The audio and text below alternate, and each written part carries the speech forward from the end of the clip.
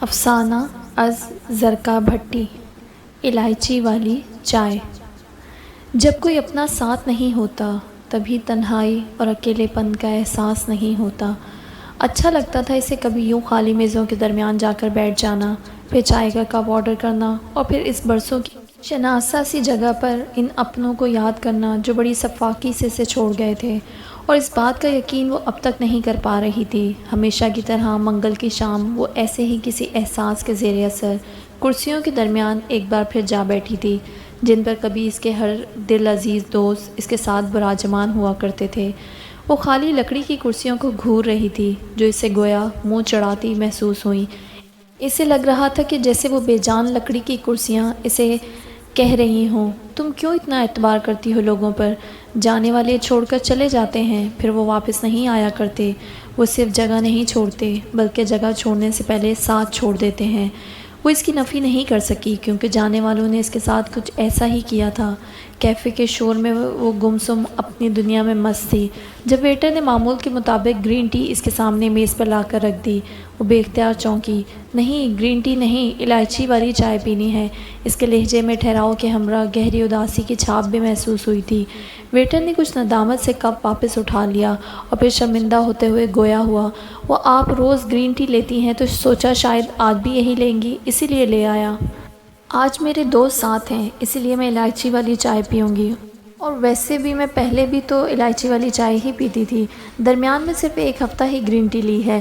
وہ دھیمے پر اعتماد انداز میں خوشگوار لہجے میں سمو کر بولی تو ویٹر نے حیرت سے دیدے پھاڑ کر اس کے ساتھ خالی کرسیوں کو دیکھا اور پھر سوالیہ انداز میں پوچھنے لگے، یہاں تو کوئی نہیں ہے؟ اچھا، اگر وہ راستے میں ہے تو پھر بھی بتا دیں کتنے کپ میں تیار کرواؤں؟ کسی خیال پر اس نے خود ہی بات بدل دی، ہے نا، دیکھو میرے ساتھ ہی بیٹھے ہیں کبھی نہ چھوڑ کے جانے کا عہد کرنے والے وفادار دوست۔ لفظوں کو چبا کر بولتے ہوئے آج پہلی بار اس کی آنکھوں کی سطح بھیگی تھی۔ ویٹر نے پھٹی پھٹی آنکھوں سے اس لڑکی کو گھورا اور پھر خاموشی سے الائچی والی چائے کا ایک کپ میز پر لا کر رکھ دیا۔ وہ ابھی بھی مڑ کر اس عجیب و غریب لڑکی کو گھور رہا تھا جو خاموش لاتعلق سی لبوں سے لگائے ہوئے تھی، مگر وہ اسے کیا بتاتی کہ الائچی والی چائے کے ہر سپ میں یادوں کا خزانہ ہے، اور اس یادوں کے خزانے کو وہ اب مزید دفن نہیں کرنا چاہتی۔ جس چیز کو دفن کر دیا جائے وہ بھی دل میں تو اس کا بوجھ اٹھانا بہت مشکل ہو جاتا ہے۔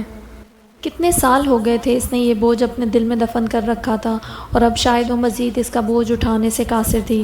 اس لیے اس نے ٹیبل پر رکھا اپنا سرمئی رنگ کا لیدر بیگ کھولا اور ماتھے پر بل ڈالے وہ بڑی متانت سے اسے ٹٹولنے لگی۔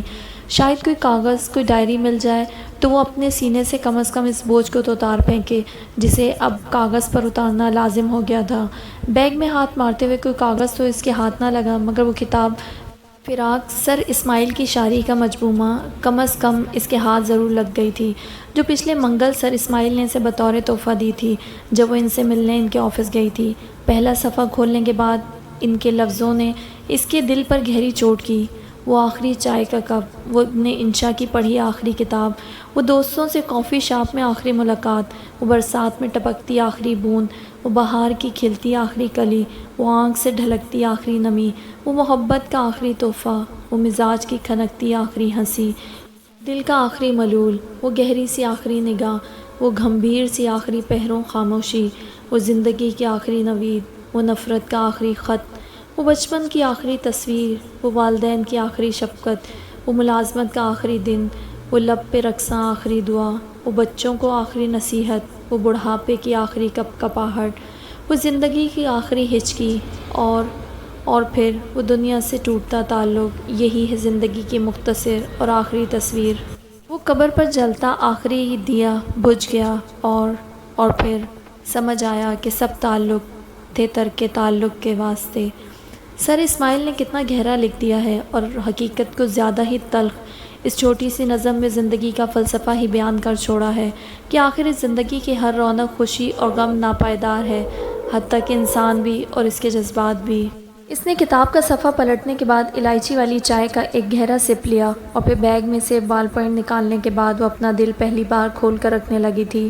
کتاب کا آخری صفحہ خالی تھا اور اس پر وہ اپنے حال دل کا نقشہ کھینچنے لگی۔ میں ستارہ ہوں، پتہ نہیں ابا کو کیا سوجی تھی جو میرا نام ستارہ رکھ دیا، مگر میری قسمت کا ستارہ تو میرے نام کی طرح کبھی نہ چمکا۔ اس کی روشنی ہمیشہ ابر کی وجہ سے مان ہوتی رہی اور پھر ایک دن اس نے چمکنا ہی چھوڑ دیا۔ میں وہی بدقسمت ستارہ ہوں جس کا ستارہ ہمیشہ گردش میں رہتا ہے۔ میری زندگی میں لوگ ایک مخصوص مدت کے لیے آتے ہیں اور مدت پوری ہوتے ہی وہ یوں قطع تعلق کر لیتے ہیں جیسے وہ بس اتنی ہی مدت کے لیے آئے تھے۔ اسی لیے میری قسمت کا ستارہ ہمیشہ گردش میں رہتا ہے۔ میں 10 سال کی تھی جب اماں کی وفات کینسر سے ہوئی۔ ان کی بیماری کے وقت ابا بہت اچھے تھے۔ مجھے یاد ہے آخری دنوں میں بھی انہوں نے اماں کا کتنا خیال رکھا تھا، اتنا کہ شاید اگر انہیں اماں سے محبت نہ ہوتی تو وہ اکتا جاتے، مگر ان کے لبوں سے میں نے کبھی اف تک نہیں سنا۔ لیکن جس دن اماں کی وفات ہوئی تو جیسے ابا کی شفقت کا بھی انتقال ہو چکا تھا۔ انہوں نے ہم پر سے ایسے ہاتھ اٹھا لیا جیسے ہم ان کے اولاد نہ ہوں، بلکہ یوں کہنا زیادہ بہتر ہوگا کہ انہوں نے ہمیں اپنی سرپرستی سے آگ کر دیا۔ وہ صبح سے لے کر شام تک کام میں مصروف رہتے اور شام کو گھر لوٹتے ساتھ ہی کھانا کھا کر کچھ دیر ٹی وی دیکھ کر آغوش نیند میں چلے جاتے۔ کتنے دنوں تک میری اور زین کی ان سے کوئی بات نہ ہو پاتی تھی۔ ان کی خاموشی اور اس عام سی روٹین نے ہم سے وہ باب چھین لیا تھا جو کبھی اس گھر کی مکمل تصویر ہوا کرتا تھا، جس کی شفقت و محبت کے ہم عادی تھے، جو دفتر سے واپسی پر کبھی ہاتھ گھر خالی نہیں آتا تھا، ہمیشہ پھل، آئس کریم یا چپس وغیرہ کچھ نہ کچھ ضرور لے کر آتا اور ہم رات کا کھانا ساتھ مل کر کھایا کرتے تھے۔ وہ مسرت کے لمحات ہوا کرتے تھے، مگر اب پتہ نہیں انہیں کیا ہو گیا تھا۔ چہرے پر ہمیشہ رہنے والی سنجیدگی سے ان کے ماتھے پر شکنیں پکی ہو گئی تھیں، چہرے سے رونق اڑن چو اور داڑھی کے بال سفید ہونے لگے تھے۔ دن بدن صحت بگڑتی جا رہی تھی، وہ دنیا اور خود سے لاتعلق ہوتے جا رہے تھے اور ہمارے درمیان ایک بہت بڑی اور مضبوط دیوار قائم ہو چکی تھی جسے محبت اور اپنائیت کسی بھوکے شیر کی طرح نگل لیے تھے۔ اداسی پچھلے 11 سال سے ہمارے گھر میں بال کھولے سو رہی ہے۔ انہیں کوئی خبر نہیں تھی کہ ہماری زندگی کیسی گزر رہی ہے، پڑھائی کیسی جا رہی ہے اور زندگی میں کون سے نئے مسائل ہمیں درکار ہیں۔ پتہ نہیں وہ اتنے بے حس کیوں ہو گئے تھے۔ میری تعلیمی زندگی تو یوں ہی روکھی سوکھی گزر گئی، جس میں مجھے صرف ان کی مالی سپورٹ حاصل تھی۔ یونیورسٹی آئی تو دوستی، محبت، چہل پہل اور زندگی جینے کی امنگ ان سب حالات کے بعد مزید بڑھ گئی۔ کچھ ہی دنوں میں میرے لباس اور شخصیت میں واضح تبدیلی رونما ہوئی۔ سر سے دوپٹہ اتر کر کندھوں پر اور پھر وہاں سے بھی غائب ہو گیا۔ کمر تک گرتے سیدھے لمبے بال اسٹیپس میں کٹ کر شانوں تک آ پہنچے اور چہرے کی معصومیت آئی بروز اور دبیز میک اپ کے نیچے چھپ گئی۔ درمیانہ قد ہیل کی خوبصورت نوک پر قدرے دل آویز لگنے لگا اور دوستوں کے درمیان میری نخوت سے اٹھی گردن نے بہت سے لوگوں کو میرا گرویدہ بنا دیا۔ میں دنوں میں بدلی تھی، اتنا کہ آئینے میں دیکھ کر خود کی شکل پہچان مشکل ہو گئی۔ وہ ڈر، خوف اور دبی سی گھٹی شخصیت کسی ابر آلود بادل کی طرح چھٹ گئی تو میری شخصیت کے رنگ کوسے قزاں کی طرح ہر سو بکھرنے لگے۔ دوستوں کی فہرست طویل ہو گئی اور وقت کی یوں قلت ہونے لگی کہ پڑھائی کے لیے وقت کم پڑنے لگا۔ میں جس مقصد کے لیے وہاں گئی تھی اسے تو گویا میں اپنی حسرتوں میں پورا کرنے میں بلائے طاق رکھ چکی تھی، مگر یہ کبھی نہیں سوچا تھا کہ جن دوستوں پر میں نے اپنا وقت، محبت، اپنی ذات اور شخصیت کا نقصان کر کے لوٹائی تھی، وہ مطلب پرست تھے، وقت گزار تھے اور موقع پرست بھی۔ سارا دن ہم ساتھ گزارتے تھے۔ کلاسز لینے کے بعد ہم گھنٹوں کیفے کے انہی میزوں کے درمیان بیٹھ کر ایک ساتھ الائچی والی چائے کے کپ پیا کرتے تھے اور جب کبھی ابر آلود بارش ہونے لگتی تو پکوڑوں کی پلیٹ کے ساتھ الائچی والی چائے کے 2 کپ اور ڈھیروں وعدوں کے ساتھ انڈیل لیا کرتے تھے۔ ستارہ نے کتاب سے سر اٹھا کر کیفے میں دیکھا تو وہی ہلچل اور گہما گہمی اب بھی موجود تھی، مگر صفحہ پلٹنے کے بعد اس نے 1 کپ چائے کا لیا اور ایک بار پھر پوری مستعدی سے لکھنے لگی۔ ہم 5 دوستوں کا گروپ ہوا کرتا تھا، میں، فریحہ، صدف، ذیشان اور اسفندیار، سبھی کیمسٹری میجر کے تھے اور اس کیمسٹری مضمون کے علاوہ بھی ہماری کیمسٹری آپس میں خوب ملا کرتی تھی۔ چائے پیتے ہوئے ہم کیسے کیسے عہد و پیمان کیا کرتے تھے، ہمیشہ ایسے ہی ساتھ رہیں گے، ایک دوسرے کے اچھے دوست بن کر، ہمیشہ ایک دوسرے کی مدد کریں گے، زندگی میں جہاں بھی ہوں گے رابطے میں رہیں گے اور ہاں ایک دوسرے کی شادی پر ضرور آئیں گے۔ اتنا لکھنا تھا کہ ستارہ کے ہاتھ لڑکھڑائے اور بال پوائنٹ پر اس کی گرپ ڈھیلی پڑ گئی۔ اس نے جھکا ہوا سر اٹھایا تو اپنی آنکھوں میں نمی کو محسوس کیا اور پھر گالوں پر پانی ڈھلکنے سے گریز کرنے کے لیے اس نے پلکیں زور سے جھپکیں اور ساتھ ہی چائے کے 2-3 بڑے بڑے گھونٹ ایک ساتھ بھرنے لگی۔ اب واپس کتاب کی طرف جھکنا مشکل ہو رہا تھا کیونکہ اس کا دل اسفندیار کی بات پر کسی نے مٹھی میں لے کر زور کا دبوچ لیا تھا، مگر دفعتاً وہ اپنے بکھرے ہوئے جذبات پر قابو پاتے ہوئے ایک بار پھر کتاب کی جانب جھکی اور بال پوائنٹ کی نوک صفحے پر پر ٹکا دی۔ ہو سکتا ہے تم لوگوں کی میری شادی میں آنے سے بچت ہو جائے۔ یہ یونیورسٹی ختم ہونے کا آخری ہفتہ تھا جب اسفند یار نے گاڑی کی چابی دائیں ہاتھ میں گھماتے ہوئے بڑے شریر انداز میں کہا تھا، تو سب سوالیہ نظروں سے اسے دیکھتے رہے۔ اسی دوران مجھے اپنے موبائل پر اسفند یار کا میسج موصول ہوا، منگل کو شام 4 بجے اسی کیفے میں مجھے ملنا، وہاں اس کا جواب ملے گا۔ یہ میسج پڑھنے کے بعد میں قدرتی طور پر بلش کر گئی اور دل اتنی زور سے دھڑکا جیسے پسلیاں توڑ کر ابھی باہر آ جائے گا۔ بظاہر میں نے اس میسج کو اگنور کیا اور اگلی منگل کو میں واقعی نہ جانے کون سے خواب ان آنکھوں میں سجائے 4 بجے کیفے پہنچ گئی۔